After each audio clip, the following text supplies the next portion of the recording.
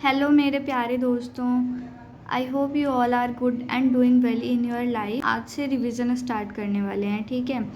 तो जिसमें कि मैं आपको सारे चैप्टर्स का रिवाइज़ करा दूंगी। अगर आपने पढ़ रखा है तो आपके लिए बहुत ही ज़्यादा बेनिफिशियल है, और अगर आपने नहीं भी पढ़ रखा है तो आपको एक ब्रीफ आइडिया मिल जाएगा कि किस तरीके से चीज़ें आपको करनी है, ठीक है। तो ये जो सेशन है बहुत ही इम्पॉर्टेंट होने वाला है, और जिन जिन का एग्ज़ाम है अभी एनटीपीसी का एग्ज़ाम है, या अभी इतने सारे एग्ज़ाम्स आने वाले हैं, ठीक है।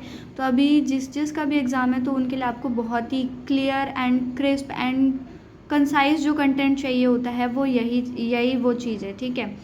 तो जिसमें हम बहुत ही शॉर्ट में सारी चीज़ें रिवाइज़ कर लेंगे, एंड बहुत ही कम टाइम में हम सारी चीज़ें रिवाइज़ कर लेंगे, और उसके बाद में हमारा उसको डेफिनेटली इम्प्रूव होगा, ठीक है।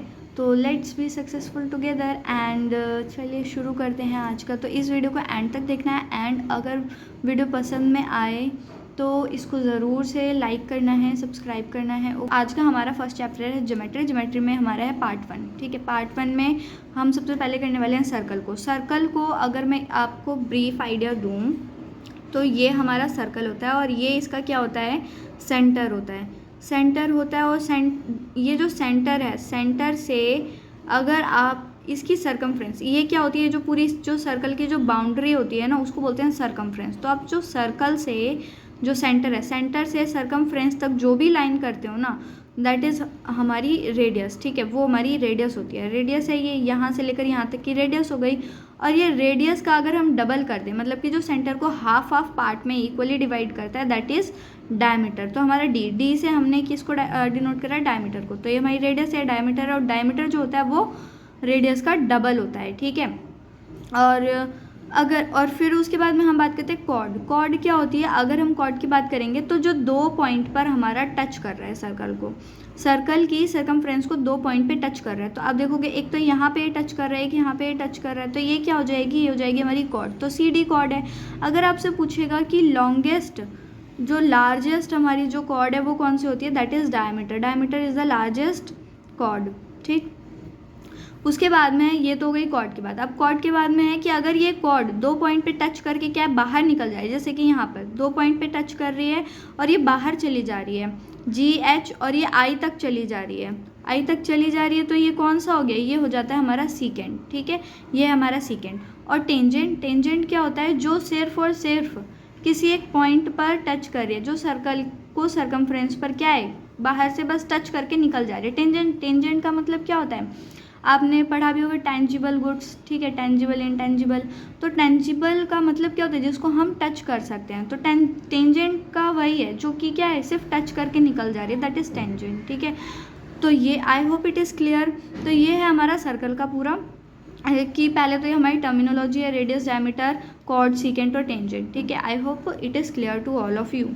आगे हम पढ़ते हैं जो सर्कल की प्रॉपर्टीज़ हैं। तो सबसे पहली प्रॉपर्टी है हमारी कि अगर ये हमारा क्या है, अभी मैंने बताया कि 2 पॉइंट पे टच कर रहा है, तो एक कॉर्ड है, और ये हमारा सर्कल है, वो ये हमारा सेंटर है। अगर हम सेंटर से कोई भी लाइन कॉर्ड पर डालते हैं ना, तो वो क्या होती है, वो 90 डिग्री का एंगल बनेगी, मतलब कि वो परपेंडिकुलर होगी, और वो क्या कर देगी, कॉर्ड को हाफ कर देगी। अगर मैंने बोला कि ये जो मेरी कॉर्ड है, ये कॉर्ड है मेरी 12 सेंटीमीटर की है, तो बता MB कितनी होगी, ये हो जाएगी 6, ठीक। अगर मैं बोलूँ कि जो मेरा जो कॉर्ड है ना, ये पूरा है 12, ये पूरा है 24 सेंटीमीटर का है, तो ये मेरा कितना हो गया, हाफ हो जाएगा 12। और अगर मैं आपसे बोल दूँ कि ये जो OM है ये 5 सेंटीमीटर की, बताओ रेडियस कितनी है, तो आप यहाँ से पाइथागोरस लगा सकते हैं ना, कि 5, 12 और ये हो जाएगी 13। तो मतलब कि यहाँ पर आप पाइथागोरस ट्रिपलेट लगा के भी क्वेश्चन को सॉल्व कर सकते हैं, ठीक है। रेडियस इससे आसानी से निकल जाएगा। और ये क्वेश्चन बहुत आते हैं कि अगर ये 12 है, ये 5 है और ये 13 है, आपको क्या है, कॉर्ड दे देगा, और उसको हाफ करोगे, आपको ट्रिपलेट देखने को मिल जाएगा उसका हाइट के साथ में, ठीक है। तो आप ट्रिपलेट लगाओगे तो रेडियस में मिल जाएगा। उसके बाद में हम प्रॉपर्टी 2 पर आ जाते हैं। प्रॉपर्टी 2 हमारी क्या कहती है, प्रॉपर्टी 2 में है कि अगर देयर आर 2 कॉर्ड्स, ठीक है, जैसे कि यहाँ पर ये AB कॉर्ड है एंड यहाँ पर ये CD कॉर्ड है, ठीक। 2 कॉर्ड्स हैं हमारी, एंड ये हमारा सेंटर है। और अगर यहाँ से जैसे कि इफ़ ON एंड OM, मतलब कि ON और OM, ये जो डिस्टेंस है, if this distance is equal, अगर ये डिस्टेंस इक्वल है, तो हमारी जो कॉर्ड है ना वो इक्वल होंगी। कॉर्ड ये ए बी जो है वो सी डी के बराबर हो जाएगी, ठीक है। इनके बीच ये जो आर्क है ना, आर्क, ये जो आर्क है इनकी, ये आर्क भी इक्वल होगी, ठीक। तो ये कॉर्ड इक्वल होगी। अगर सेंटर से सेम दूरी पर है तो, सेंटर से सेम दूरी पर है तो कॉर्ड इक्वल होगी, और अगर कॉर्ड इक्वल है तो सेंटर से सेम दूरी होगी, ठीक। उसके बाद में हम आ जाते हैं प्रॉपर्टी नंबर 3 पर। प्रॉपर्टी नंबर 3 क्या कहती है कि अगर हमारा क्या एक कॉर्ड है और वो कॉर्ड सेंटर की सरकमफ्रेंस पर, ये सरकमफ्रेंस है ना, ये कॉर्ड है, और वो कहीं पे भी एंगल बनाती है ना, तो एक ही कॉर्ड इसी ये वाली जो ए बी कॉर्ड है, इसने ये वाला एंगल बनाया, ठीक है, ये एंगल बनाया, इसने ये वाला एंगल बनाया, इसी ने ये वाला एंगल बनाया। तो जहाँ जहाँ ये एक ही कॉर्ड से जितने एंगल बनेंगे वो सारे के सारे इक्वल होंगे, ठीक है। Angles made by the same chord will be equal. तो all the angles will be equal, A B अगर हमारी कॉर्ड है तो, ठीक है। कोई सी भी कॉर्ड है उससे जो जो एंगल बनाएगी वो सारे एंगल इक्वल होंगे। जैसे कि ए सी बी ये वाला एंगल, ए डी बी ये वाला एंगल, ए ई बी ये वाला एंगल, ये सारे एंगल क्या होंगे, बराबर होंगे एक्स, ठीक। उसके बाद हम आ जाते हैं प्रॉपर्टी नंबर 4 पर। प्रॉपर्टी नंबर 4 हमारी क्या कहती है कि ये हमारा एक सर्कल है, ठीक, और सर्कल ये हमारी क्या है, ये कॉर्ड है, ए बी इज़ कॉर्ड। अगर ए बी क्या है, कॉर्ड है, तो अगर ये ए बी जो है अगर सरकमफ्रेंस पर कोई एंगल बना रही है, थीटा बना रही है, तो वो सेंटर पर कितना बनाएगी, डबल बनाएगी, 2 थीटा बनाएगी, ठीक है। अगर ए एम बी थीटा है तो ए ओ बी सेंटर पर 2 थीटा बनाएगी। उसके बाद में हम आ जाते हैं अपनी प्रॉपर्टी नंबर 5 पर। प्रॉपर्टी नंबर 5 है, हाँ एक बार मैं इसको मतलब आपको समझा भी देती हूँ। अगर ये एंगल मेरा 60 डिग्री है तो ये एंगल कितना हो जाएगा, इफ़ दिस एंगल इज 60 तो ये एंगल हो जाएगा हमारा 120, डबल हो जाएगा। अगर ये एंगल 50 देन 100, अगर ये एंगल 80 है तो ये 160 हो जाएगा, अगर ये 100 है तो ये 200, इस तरीके से सारा चलता रहेगा, ठीक। उसके बाद में है हमारा प्रॉपर्टी 3। प्रॉपर्टी 3 में क्या है कि ये आपको मैं ये क्या है, ये एक पॉइंट पे टच करके निकल रही है, बस टच कर रही है, तो ये क्या है, मेरी टेंजेंट है। एंड ये 2 पॉइंट पे टच कर रही है सर्कल को, तो ये मेरी कॉर्ड है। अगर टेंजेंट और कॉर्ड इस तरीके से एडजेसेंट है ना, दोनों इधर से ये आ रही है, इधर से आ रही है, तो यहाँ से टेंजेंट और कॉर्ड से, ये टेंजेंट और कॉर्ड के मिलने से जो यहाँ पर एंगल बन रहा है ना, तो ये कॉर्ड जहाँ जहाँ एंगल बनाएगी वो एंगल इक्वल होगा, ठीक। तो अगर ये यहाँ पर इनके मिलने से थीटा एंगल बन रहा है, तो यहाँ पर भी थीटा, यहाँ पर भी थीटा, यहाँ पर भी थीटा, और ये एंगल, ये वाला जो क्वेश्चन है काफ़ी बार आता है, बहुत बार आता है ये क्वेश्चन, ठीक। अगर आपका यहाँ पर एंगल 50 दे रखा है कि दिस इज़ 50 डिग्री, ठीक है, अगर ये 50 डिग्री एंगल है तो यहाँ पर कितना होगा, यहाँ पे 50, यहाँ पे 50, यहाँ पे 50, सब जगह 50 एंगल बनाएगी ये कॉर्ड। उसके बाद है हमारी प्रॉपर्टी नंबर 6। प्रॉपर्टी नंबर 6 में है कि ये दोनों क्या हैं, ये दोनों कॉर्ड हैं, A B is the chord and C D is the chord. अगर ये दोनों क्या हैं कहीं इंटरसेक्ट कर रहे हैं सेंटर पर, तो क्या होगा, ये दोनों के ये क्या है, इक्वली डिवाइड करेंगे एक को, दोनों को, इधर से ये इक्वल, ये इक्वल, ये इक्वल, ये इक्वल, है ना। और मतलब इनको जो मल्टीप्लाई करेंगे, ए ओ इंटू ए ओ बी, ये किसके बराबर होगा, ओ सी और ओ डी, ठीक। तो इसके बाद हम आ जाते हैं अपनी प्रॉपर्टी नंबर 7 पर। प्रॉपर्टी नंबर 7 पर क्या है कि अगर पी पॉइंट से, मतलब एक बाहर के पॉइंट से 2 टेंजेंट सर्कल पर डाल रहे हैं, जैसे कि हमारी एक पी ए और पी बी टेंजेंट है। हाँ एक और बात कि अगर हम कोई भी टेंजेंट सर्कल पर डालते हैं ना, और अगर हम सेंटर से उस टेंजेंट को मिलाते हैं, जैसे कि यहाँ से मैंने इसको मिलाया, तो वो हमेशा 90 डिग्री का एंगल बनाती है, आपको ध्यान रखना है, ठीक है। तो हम कहाँ पर थे कि ये अगर हम कोई बाहर के पॉइंट पी से एक सिंगल पॉइंट से 2 टेंजेंट डाल रहे हैं, जैसे कि पी ए और पी बी हमारी 2 टेंजेंट हैं, तो वो दोनों टेंजेंट की जो लेंथ है वो क्या होगी, बराबर होगी। अगर ये 5 है तो ये भी 5 होगी। तो अगर इसके ऊपर ऐसे क्वेश्चन आ सकता है, जैसे कि अगर हमारा जो ओ ए यहाँ से जो दूरी है ये 3 है, ठीक है, ये 3 है, और ये जो दूरी है, ये जो टेंजेंट की है ना, ये है 4, ठीक, ये है 4, ये 4 और ये 3। तो आपसे पूछेगा कि ये O और P के बीच की दूरी बता दो, तो आप यहाँ पे पाइथागोरस लगा सकते हैं ना कि ये 4 है, ये 3 है, 3 4 5 का ट्रिपलेट होता है, 90 के सामने क्या आएगा, हाइपोटेनस आएगा, जो कि 5 हो जाएगा, ठीक। तो एक तो इसका ऐसा क्वेश्चन हो गया। दूसरी तरह से क्वेश्चन क्या आते हैं कि भाई एंगल बेस्ड आते हैं। अब एंगल बेस्ड किस तरीके से, देखो पहले तो यहाँ पर ना कॉन्ग्रुएंसी लग जाती है। कॉन्ग्रुएंसी क्यों लगती है, क्योंकि ये और ये टेंजेंट क्या है, बराबर है। अगर ये 4 है तो ये भी 4 हो जाएगा, ठीक है। ये और ये दोनों बराबर हैं, ये और ये 90 डिग्री का एंगल है और ये कॉमन है, तो ये दोनों जो ट्रायंगल हैं ए ओ पी और एंड बी ओ पी, ये दोनों क्या हो जाएंगे, कॉन्ग्रुएंट हो जाएगा। तो ये जो एंगल है वो इसके बराबर होगा, ए पी ओ बराबर B P O, A P O ये वाला एंगल इसके बराबर है। अगर ये 50 है तो ये 50 है। और ए ओ पी बराबर बी ओ पी, ए ओ पी ये वाला एंगल इस एंगल के बराबर है, ठीक है, बाय सिपिसिटी। और क्या होगा कि ये जितना भी एंगल है ना ए पी बी, मान लो ये पूरा एंगल क्या है 50 है, तो हाफ ऑफ कितना हो जाएगा 25 25। तो अगर ये 25 है 90 है तो ये एंगल कितना आएगा, ये 25 है ये 90 है, तो 25 और यहाँ पर कितना आना चाहिए, यहाँ पर आना चाहिए 65, ठीक है। तो ये हो जाएगा 65, ये 65 तो ये भी 65, और ये कितना है 65 65 130, और ये हमारा 25 25 50 130 और 50। तो हमने ये 50 का क्या करा है, हमने 180 में से अगर हम 50 माइनस कर देंगे तो हमारा 130 आ जाएगा। सेम चीज़ यहाँ पर मैंने लिख के बता रखी है कि ए ओ बी अगर ये वाला एंगल निकालना है तो इस एंगल को 180 डिग्री में से माइनस कर दो। हमारा 50 था ना, 180 माइनस 50 करेंगे 130, ये एंगल आ गया 130, ठीक। तो आपको ये 3 रिजल्ट ऐसे याद रखने हैं कि भाई तीन चार रिजल्ट ये याद रखने हैं कि अगर इस तरीके से एक पॉइंट से 2 टेंजेंट डाली जा रही हैं तो वो टेंजेंट बराबर होंगी, इधर का एंगल दोनों का बराबर होगा और इधर का एंगल भी दोनों का बराबर होगा। और अगर इस पूरे एंगल को 180 में से माइनस कर देते हैं तो ये वाला एंगल आ जाता है। इसका मतलब ये वाला जो एंगल है वो क्या है, 180 माइनस एंगल ऑफ पी, ठीक। उसके बाद में हम आते हैं प्रॉपर्टी नंबर 8 पर। प्रॉपर्टी नंबर 8 में क्या है कि अगर ये क्या है हमारी, ये है हमारी सीकेंड, 2 पॉइंट पे टच कर रही है लेकिन बाहर निकल जा रही है, 2 पॉइंट पे टच कर रही है लेकिन बाहर निकल जा रही है, तो हमारी सीकेंड जो है सीकेंड को हिंदी में बोलते हैं छेदक, मतलब कि ये छेद कर मतलब आगे निकल जा रही है, ठीक। तो ये सीकेंड है।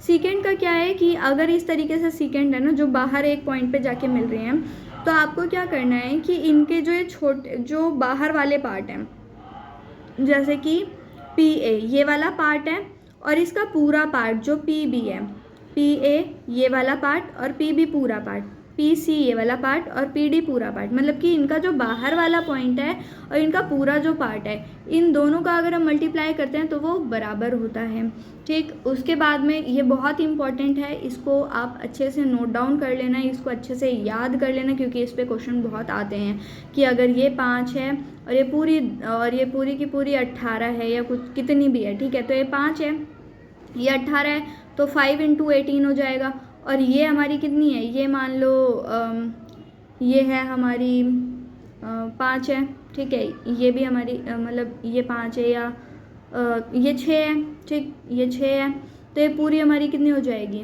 इधर आप करोगे तो ये 5 × 18 और यहाँ पे 6 × PD, अगर इस तरीके से निकालेंगे तो 6 × 18 5 × 15, मतलब ये पूरी हो जाएगी 15, ये पूरी 15 है। तो अगर ये 6 है तो इसमें से इधर कितना आ जाएगा, 9 आ जाएगा। आप इस तरीके से क्वेश्चन आते हैं, इस वजह से ये मोस्ट इंपॉर्टेंट है। यहाँ पे जितनी भी मैं थ्योरम आपको बता रही हूँ, जितनी भी प्रॉपर्टीज़ मैं आपको बता रही हूँ ना, सारी मोस्ट इंपॉर्टेंट है। उनमें से क्वेश्चन कभी ना कभी तो आपने देखा होगा, अगर आप मॉक भी देते हैं तो आपने बहुत सारे क्वेश्चन देखे होंगे, ठीक है। ये सारे वही क्वेश्चन हैं जो कि रिपीटेड मोड वाले हैं, जो काफ़ी बार आते हैं, तो ये काफ़ी इंपॉर्टेंट है, इन सबको अच्छे से याद कर लीजिएगा। अब हम देखते हैं प्रॉपर्टी नंबर 9। प्रॉपर्टी नंबर 9 में क्या है कि अगर हमारी ये क्या है, ये एक पॉइंट पे टच करिए तो हमारी टेंजेंट है। अगर एक टेंजेंट और ये क्या है हमारी 2 पॉइंट पे टच करके आगे जा रही है, तो मतलब कि ये सीकेंट है, टेंजेंट और सीकेंट एक पॉइंट पे मिल रहे हैं, तो हमारा क्या होगा, हमारा क्या होता है कि ये वाला जो पार्ट है इसको और इसको मल्टीप्लाई करते हैं, तो हमारा इधर जैसे कि हम इसको करते हैं, इसको और इसको मल्टीप्लाई, इस पूरे को मल्टीप्लाई करा, इसको और इस पूरे को मल्टीप्लाई करा, यहाँ पर हम किसको, इसके तो 2 पार्ट है नहीं तो हम इसको डबल मार मल्टीप्लाई कर देंगे, तो मतलब PT × PT, PT स्क्वायर और AB जो मतलब AP जो हमारा ये छोटू वाला पार्ट है और ये बड़े वाला पार्ट है, तो PT स्क्वायर जो आएगा वो किसके बराबर आएगा, PA और PB, ठीक। उसके बाद में हम चलते हैं ये प्रॉपर्टी जो कि मोस्ट इम्पॉर्टेंट है, मोस्ट इम्पॉर्टेंट, यहाँ से क्वेश्चन काफ़ी आते हैं। वैसे तो मैं जितनी भी कराई सबसे क्वेश्चन आते ही हैं आपको, ये वाली थ्योरम भी बहुत अच्छे से याद कर लेंगे क्योंकि इससे भी क्वेश्चन बहुत आते हैं, ठीक है। और ये वाली, अब हम इस पे आते हैं। इसमें क्या है, डायरेक्ट टेंजेंट। अब टेंजेंट क्या होती है, मतलब कि जब ये दो सर्कल से दो सर्कल को टच करके जा रही है, ठीक है। तो इस तरीके के दो केस बनते हैं, एक तो अगर वो डायरेक्ट जा रही है, एक होती है अगर वो इस तरीके से ऐसे इस तरीके से क्रॉस करके जा रही है, ठीक।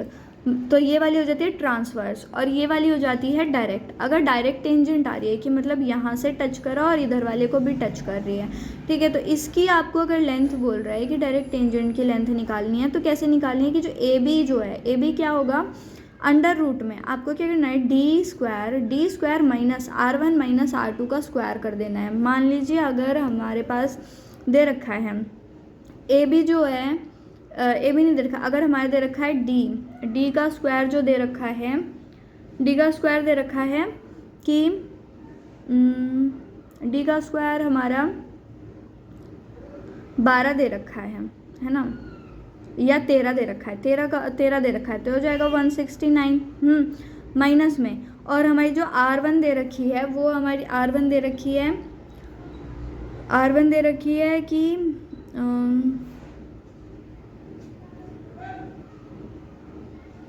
R1 हमारा दे रखा है 9 दे रखा है, और ये हमारा दे रखा है 4, ठीक। तो हम 9 माइनस 4 करके कितना आ जाएगा, 5 का स्क्वायर। तो यहाँ पर कितना आ जाएगा, 13 का स्क्वायर माइनस 169 माइनस 25 कितना आ जाएगा, 9 में 4 गए, 4 1। तो ये आ जाएगा, ए भी जो आएगी वो 12 आ जाएगी, ठीक है। ये 144 हो गया ना, तो ए बी जो आएगा वो 144 आ जाएगा। नेक्स्ट है हमारा ट्रांसवर्स टेंजेंट में क्या है कि इस तरीके से जा रहा है, ठीक है, ऐसे क्रॉस करके जा रहा है, तो ये ट्रांसवर्स टेंजेंट है। तो इस वाले की जो लेंथ निकालेंगे, इस ए बी की जो लेंथ निकालेंगे, वो हम कैसे निकालेंगे, यहाँ पर हमने क्या करा था, D square minus R1 minus R2, यहाँ पर हमने रेडियस को माइनस करा था, ठीक है। बट यहाँ पर हम क्या करेंगे, पूरा फॉर्मूला सेम है, आप देख सकते हैं पूरा फॉर्मूला सेम है, डी स्क्वायर माइनस बट यहाँ पर हम क्या कर रहे हैं, रेडियस का डिफरेंस ले रहे हैं, यहाँ पर हम रेडियस को ऐड कर देंगे। ट्रांसवर्स जा रही है ना, तो इन दोनों को ऐड करेंगे, इसका स्क्वायर कर देंगे, यहाँ पर माइनस करेंगे और ट्रांसवर्स में प्लस कर देंगे, D square minus R1 plus R2 square. अभी ट्रांसवर्स टेंजेंट आ जाएगी। उसके बाद में है हमारी मोस्ट इम्पॉर्टेंट प्रॉपर्टी है कि ऐसा आपको क्वेश्चन काफ़ी बार देखने को मिला होगा कि इस तरीके से टेंजेंट जारी होती है। अगर वो टेंजेंट जारी है और दोनों के दोनों सर्कल क्या हैं, किसी एक पॉइंट पर एक्सटर्नली टच कर रहे हैं, बाहर से टच कर रहे हैं, सिर्फ अंदर क्रॉस नहीं कर रहे हैं, सिर्फ टच कर रहे हैं।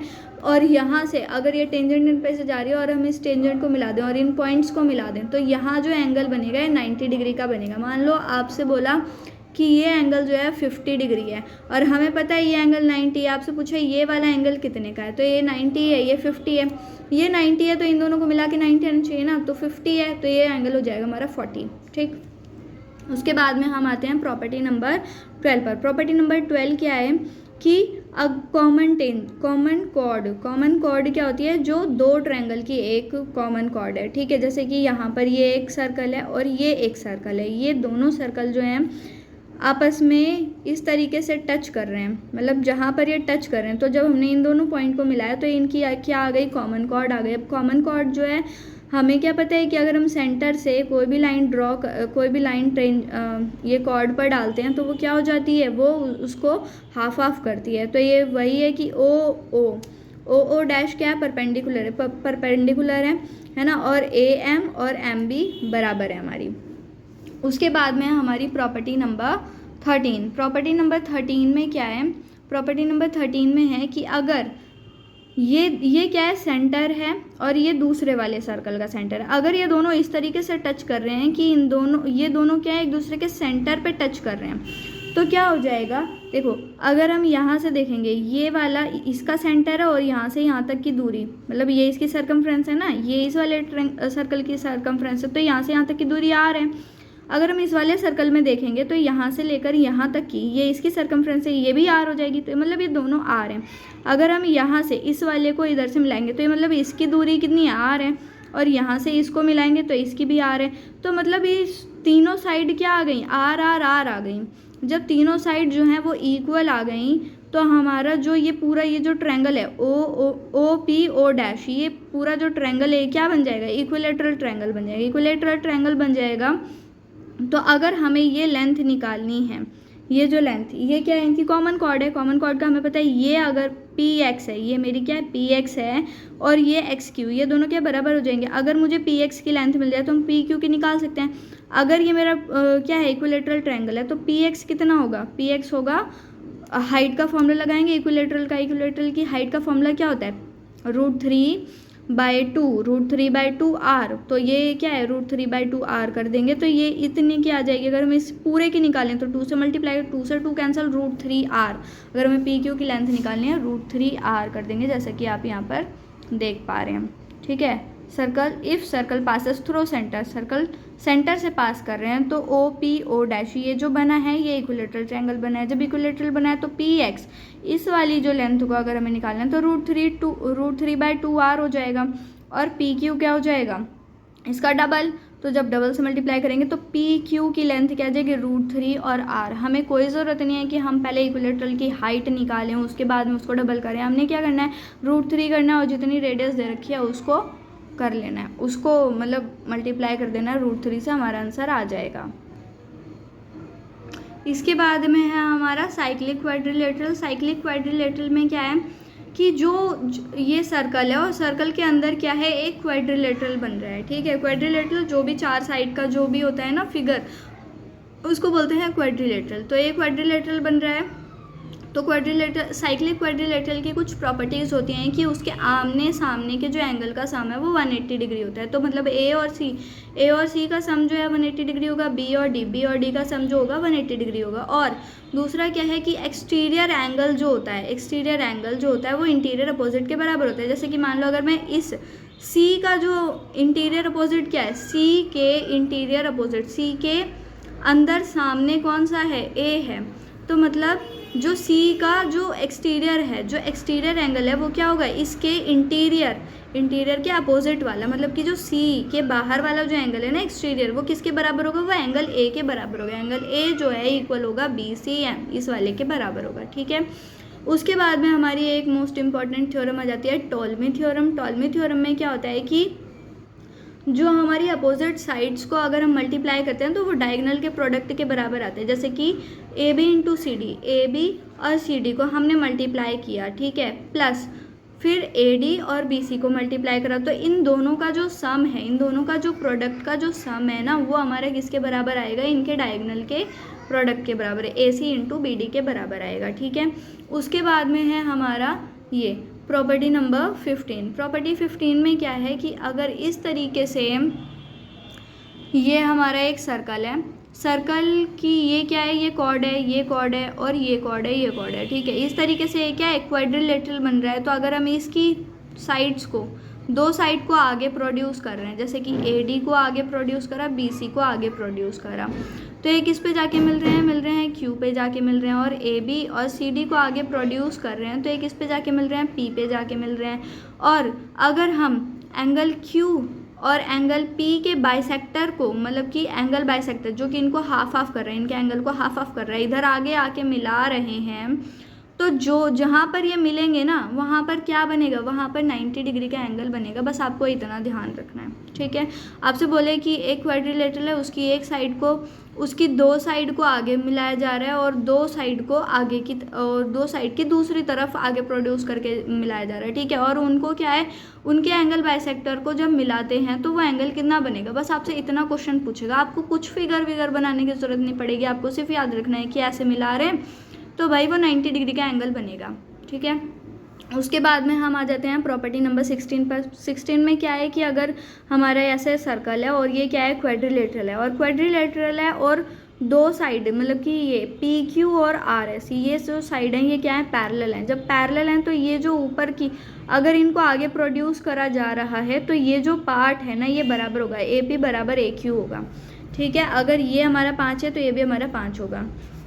उसके बाद में है प्रॉपर्टी नंबर 17। 17 में क्या है कि अगर हमारा ये एक क्या है क्वाड्रिलेटरल है, ABCD, ये क्वाड्रिलेटरल है और इसके इसकी दो साइड को क्या है आगे मिलाया जा रहा है और इसकी दो साइड को इस साइड मिलाया जा रहा है। और यहाँ पर जो एंगल बन रहा है, मान लो कि ये 50 डिग्री एंगल बन रहा है और ये हमारा कितना, ये हमारा 40 डिग्री एंगल बन रहा है। तो हमसे पूछा है एंगल ए कितना है, तो हम क्या करेंगे 50 + 40, 50 + 40 90, 90 का हाफ करके 90 P + Q उसका हाफ करके, तो 90 + 90 का हाफ करके कितना आएगा 45 - 90, 90 डिग्री में से इसका हाफ करके माइनस कर देंगे, दैट इज़ 45। तो मतलब हमारा ये जो एंगल आएगा ये आएगा हमारा 45 डिग्री।